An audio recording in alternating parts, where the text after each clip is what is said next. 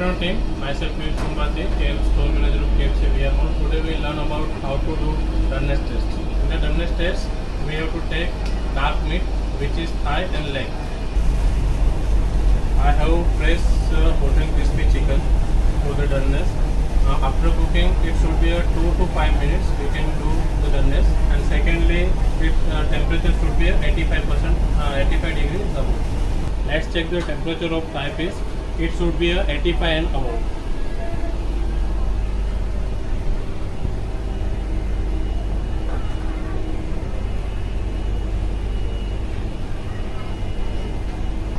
Three. Now we have to check product appearance. It should be flaky and crispy from the outside. See, there is a crispiness of product. Three. Now we will remove the coating and check the marination.